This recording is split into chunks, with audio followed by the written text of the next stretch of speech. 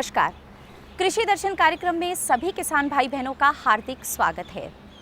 इस कार्यक्रम द्वारा हमारी यही कोशिश रहती है कि आपको समय समय पर ऐसी जानकारियां देते रहें जिसे अपनाकर आप कृषि के क्षेत्र में उन्नति कर सकें।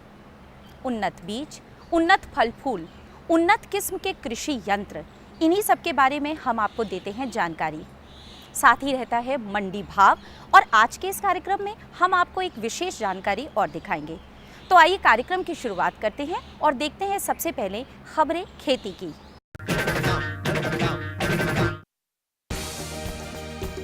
चीनी उद्योग की हालत में सुधार। सी फूड निर्यात के लिए को ब्रांडिंग शुरू। सोया खली का निर्यात 68% कम। जूट उद्योग पर पड़ेगी चोट।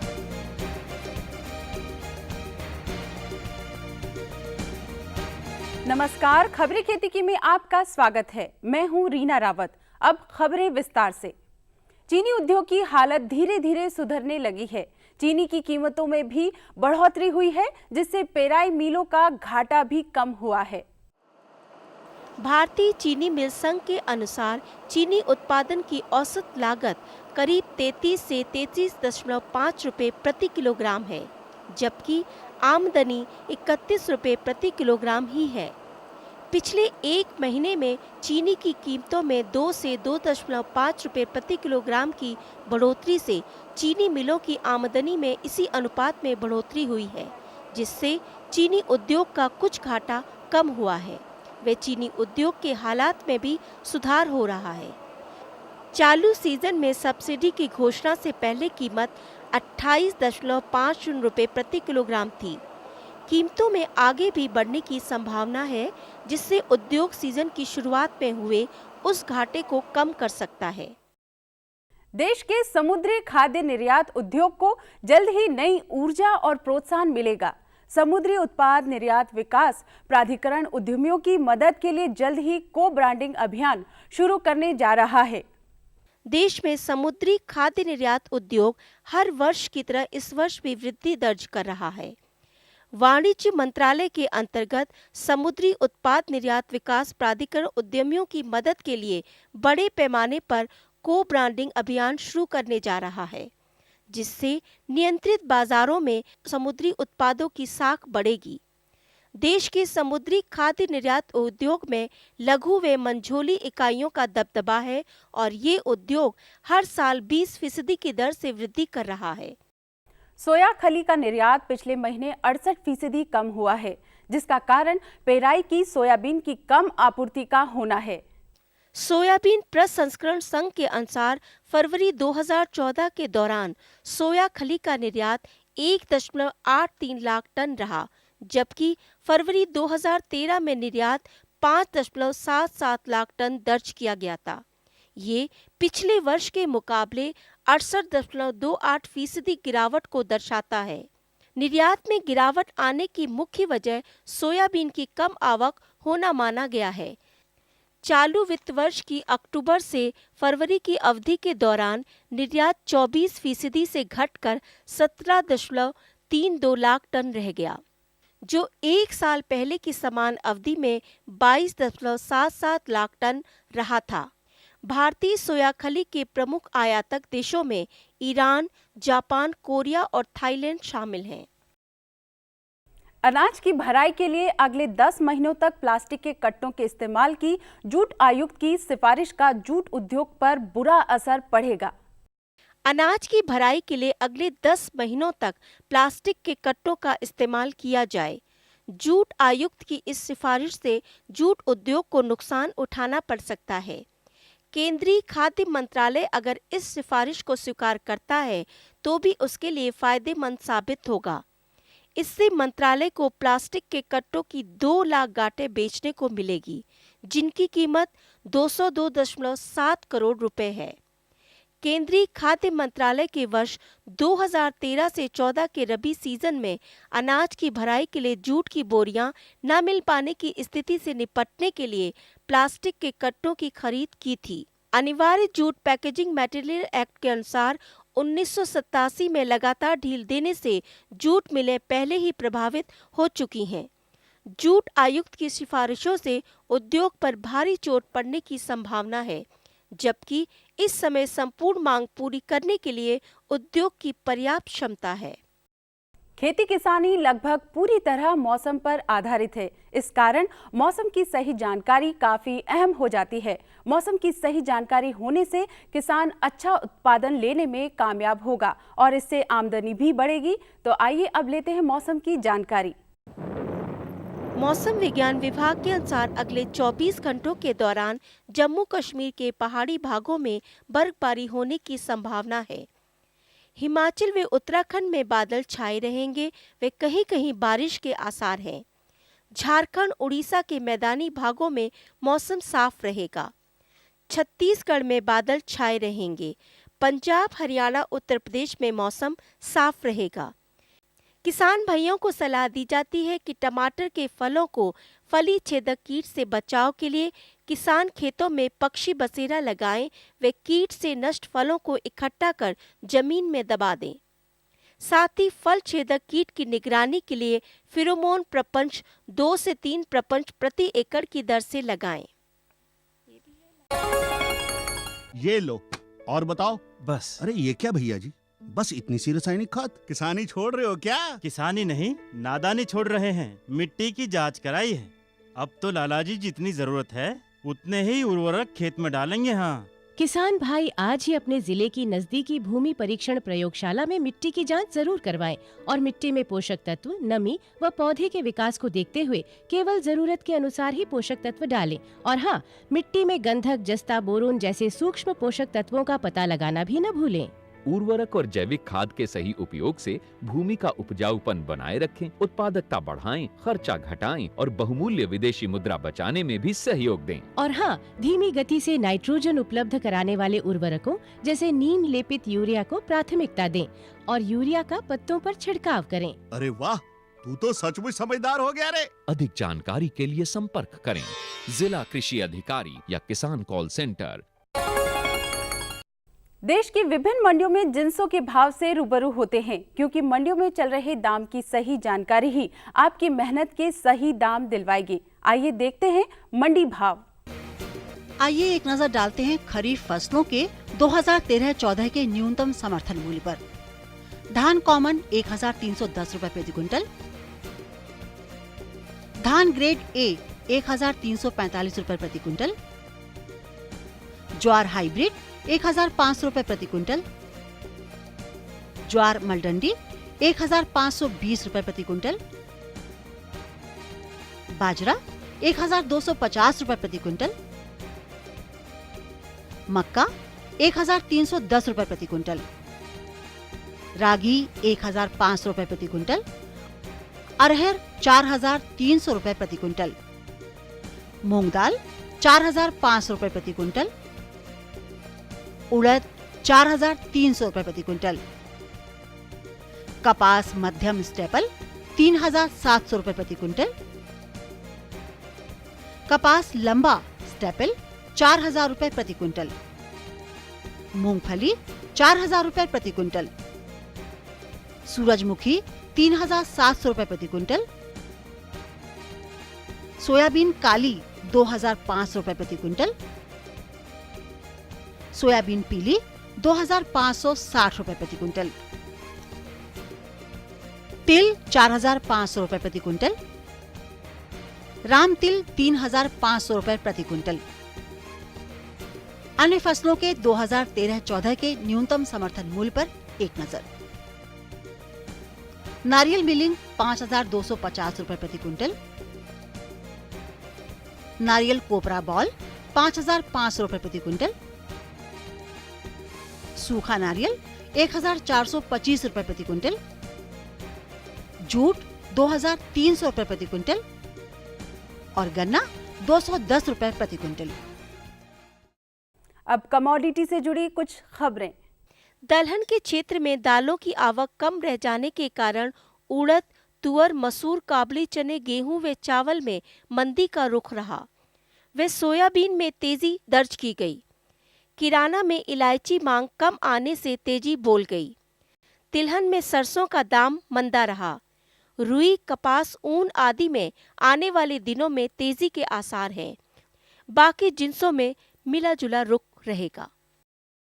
खेती की खबरों में आज इतना ही। कृषि दर्शन कार्यक्रम में और अधिक रोचक और ज्ञानवर्धक जानकारी के लिए देखते रहिए कृषि दर्शन।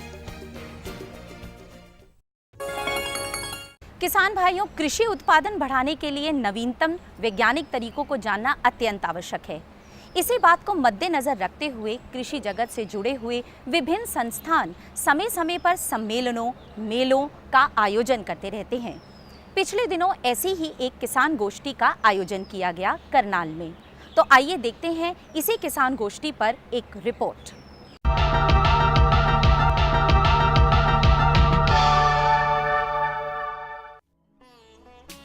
किसानों से सीधा संवाद स्थापित करने और नई प्रौद्योगिकियों, उपकरणों आदि से किसानों को रूबरू कराने के उद्देश्य से करनाल स्थित CSSRI यानी कि केंद्रीय मृदा लवणता अनुसंधान संस्थान द्वारा रबी किसान मेला आयोजित किया गया। इस मेले में 3000 से भी अधिक किसानों, प्रसार कार्यकर्ताओं व स्कूल तथा कॉलेजों के विद्यार्थियों ने भाग लिया। मेले का उद्घाटन हरियाणा किसान आयोग के अध्यक्ष डॉक्टर राजेंद्र सिंह परौदा ने किया। मेले की अध्यक्षता CSSRI के निदेशक डॉक्टर दिनेश कुमार शर्मा ने की। इस मेले में मिट्टी की जांच से लेकर किसानों के लिए बीज, बागवानी, उर्वरक, जैविक, कीटनाशी, कृषि यंत्र आदि के स्टॉल लगाए गए थे। इसमें हरियाणा कृषि विश्वविद्यालय के अधीन क्षेत्रीय अनुसंधान केंद्र, राष्ट्रीय बागवानी अनुसंधान एवं विकास प्रतिष्ठान व अन्य शासकीय एवं सहकारी तथा निजी एवं स्वयंसेवी संस्थाओं द्वारा अपने स्टॉल लगाए गए। रबी किसान मेले के दौरान आए किसानों व अन्य आगंतुकों को संस्थान के फार्म में चल रहे अनुसंधान प्रयोगों का भ्रमण भी कराया गया। CSSRI के प्रयासों से देश की करीब 20 लाख हेक्टेयर भूमि में सुधार हुआ है और अब इस भूमि में करीब 1.8 से 2 करोड़ टन खाद्यान्न का उत्पादन हो रहा है। वैसे इस बार गेहूं की फसल बहुत अच्छी है। उम्मीद की जा रही है कि जो है रिकॉर्ड प्रोडक्शन गेहूं का इस वर्ष होगा और काफ़ी एरिया भी बड़ा है गेहूं में। तो एक तो गेहूं के बारे में ये बात है। दूसरा कि जो सरसों के अंदर पैदावार हरियाणा में सबसे ज़्यादा है, राजस्थान में दूसरे नंबर पर है। तो सरसों की फसल भी अभी तक तो काफ़ी अच्छी है और सरसों की फसल से हम जो है मक्खी पालन से शहद की भी पैदा आगे भविष्य में ले सकते हैं। इसके ऊपर कृषि की विभिन्नता के ऊपर जोर देने की आवश्यकता है। गेहूं और धान के फसल चक्र को हमें विभिन्नता में लाना होगा ताकि खेती में विभिन्नता हो, चाहे वो मक्के की खेती है, चाहे वो सोयाबीन की है, या धान गेहूं में चाहे वो जो है मूंग की खेती है, उसके काफ़ी अच्छे परिणाम पाए जा रहे हैं।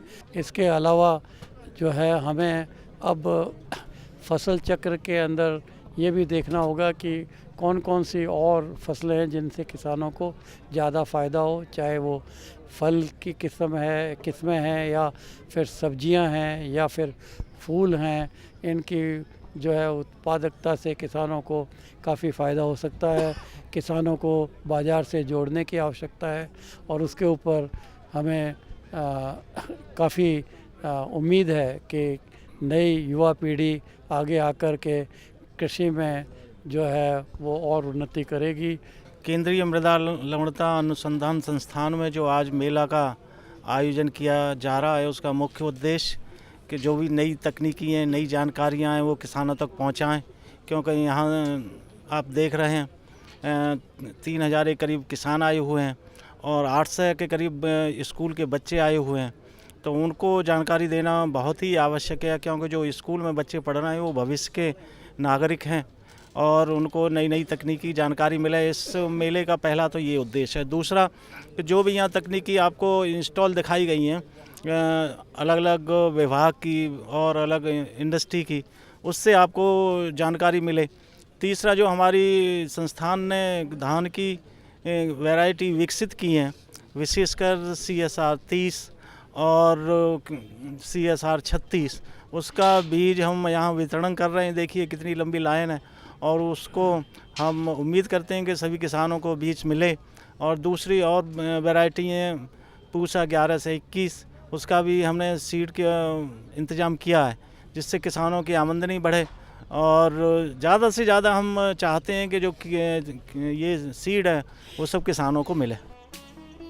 इस मेले में किसानों की तमाम समस्याओं के समाधानों के साथ साथ संरक्षित खेती के विषय में भी जानकारी दी गई और किसानों के लिए संरक्षण खेती के सिद्धांतों के आधार पर खाद्यान्न सुरक्षा की एक सामरिक रूपरेखा भी पुस्तक के रूप में जारी की गई, जिसमें किसानों को संरक्षित खेती के विभिन्न आयामों के बारे में बताया गया है।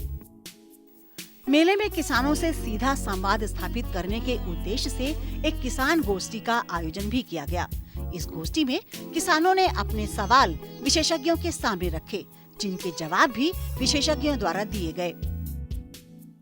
सर, मेरा अनुरोध ये था कि आम फार्मर जो है खेती तो सभी करते हैं, वो नीचे बेड पे करते हैं जी टमाटर की खेती। और सर उसमें बहुत ज़्यादा, जैसे इस बार मौसम है तो वो नीचे टमाटर जो है पका हुआ तैयार जो है वो गल जाता है जी। सर मेरा अनुरोध ये है कि इसमें कुछ सब्सिडी दी जाए, ताकि इस ट्रैक्टर जो खड़ा करते हैं उसमें कम से कम आधी कीमत जो है फार्मर को मिल जाए और उसको इसमें सहूलियत हो जाए। आप कोशिश ये करें कि डोलियों पे या ऊंची बेड पे टमाटर लगाएं, ताकि बारिश आए तो पानी आपका नाली में आ जाए और आपके टमाटर सूखे रहें। दूसरा तरीका खुद किसान भाई ने बताया है कि अगर बेलवाड़ी हैं जो 2 या 3 मीटर की लंबी वैरायटीज़ हैं जो बनते, उनको या तो आप जैसे बांस की डंडी बना के 3-3 मीटर के फासले पे लगा के और उसको हम बांधते हैं रस्सियों से, उसके ऊपर अगर बेल को चढ़ा देंगे, बांध देंगे तो उसमें एक भी टमाटर की खराबी नहीं आएगी। हमारे जो कीट मित्र हैं, जो फसल में कीट मित्र हमारी सहायता करते हैं, और हमारे जो दुश्मन कीट हैं उनको कैसे अलग किया जा सकता है या कीट मित्र को हम कैसे बचा सकते हैं और उन पे हम या कर सकते हैं कोई काम, ये मेरा डिमांड है कि अब हमारी जो खेती है वो इसके लिए क्या बोलते हैं, दवाइयों पे निर्भर न रहे, पेस्टिसाइड पे निर्भर रहे, कि हमारी जैविक खेती तैयार हो सके। एक ऐसी यह प्रणाली है जिसके अंतर्गत खेती बिजाई से लेकर कटाई तक विभिन्न कृषि क्रियाओं में उलटफेर कर दिया जाए। कुछ फसलों में मिलवा फसल डाली जाए, कीटनाशी का कम से कम प्रयोग किया जाए, और जो अभी मुख्य अतिथि महोदय ने चर्चा किया था कि मांसाहारी कीट और शाकाहारी कीट वो हैं जो हमारे दुश्मन हैं, और मांसाहारी कीट वो हैं जो हमारे शाकाहारी कीटों पर अपना भोजन करते हैं, उनको भोजन बनाते हैं। तो इनसे इनके अंतर्गत समेकित कीट प्रबंधन के अंतर्गत सबसे बड़ा एक सिद्धांत है कि एक गांव के किसान समेकित कीट प्रबंधन के अंतर्गत आने वाली सारी विधियों को लागू करें। कि अब वैज्ञानिकों ने यह पा लिया है, लगभग सभी फसलों के सभी मुख्य कीड़ों के परजीवियों की पहचान कर ली गई है, और उनको प्रयोगशाला में उनकी मात्रा को बढ़ाकर किसानों को उपलब्ध कराने की व्यवस्था की जा चुकी है। और बायोलॉजिकल कंट्रोल, जिसको जैविक नियंत्रण कहा जाता है, जैसे चूहे को बिल्ली ने खाया, यह जैविक नियंत्रण है। इस मौके पर मुख्य अतिथि डॉक्टर राजेंद्र सिंह परौदा ने प्रगतिशील किसानों और कृषक महिलाओं को सम्मानित किया। यहाँ महिलाओं का एक ऐसा जागरूक समूह आया हुआ था जिन्होंने दूध के मूल्य संवर्धित उत्पाद बनाने की ट्रेनिंग ली और अब एक लघु प्रसंस्करण उद्योग के रूप में उसे चला भी रही हैं।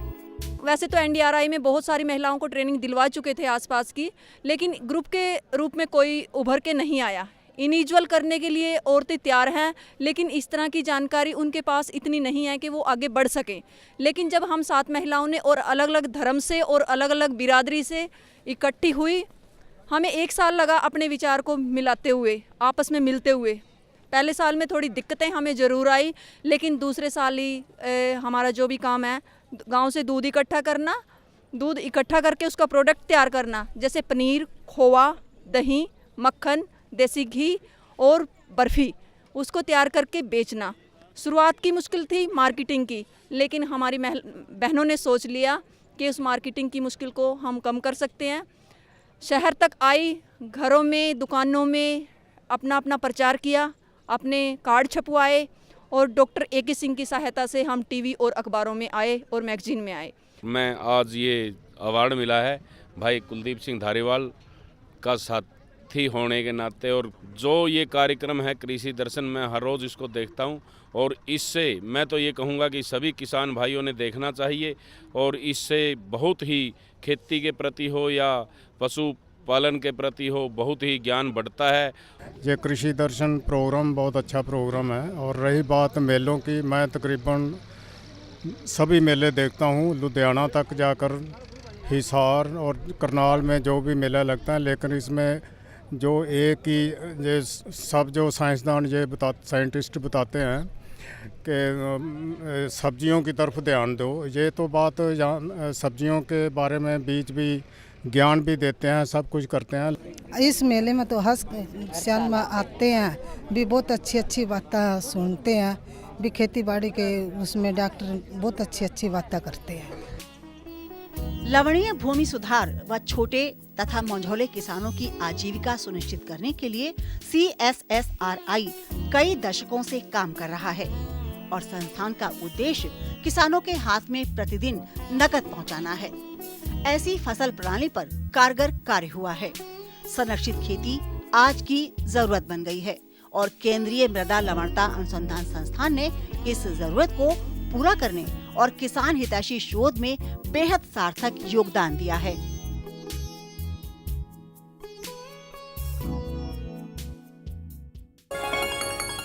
आपको हमारा कार्यक्रम कृषि दर्शन कैसा लगा? अपने सुझाव, प्रतिक्रियाएं एवं सवाल हमें इस पते पर भेजें। कृषि दर्शन, कमरा नंबर 10, CPC दूरदर्शन, खेलगांव, नई दिल्ली 110049। जुड़िए हमारे साथ ट्विटर पर twitter.com/कृषिदर्शन-dd, फेसबुक पर facebook.com/कृषिदर्शन-dd और देखिए कृषि दर्शन अब YouTube पर भी youtube.com/user/कृषिदर्शन-dd। भेजें हमें मेल कृषिदर्शन-dd@gmail.com पर। ये था हमारा आज का कार्यक्रम। आशा करते हैं इस कार्यक्रम में दी गई जानकारी आपके लिए अवश्य ही लाभदायक सिद्ध होगी। और अब समय हो चला है आपसे विदा लेने का, लेकिन याद रखिए हमें आपके पत्रों का सदैव इंतजार रहता है। हमें लिखते रहिए और अब दीजिए कृषि दर्शन की टीम को इजाज़त। मिलेंगे आपसे कल फिर नई कुछ जानकारियों के साथ। तब तक के लिए आज्ञा दीजिए। नमस्कार।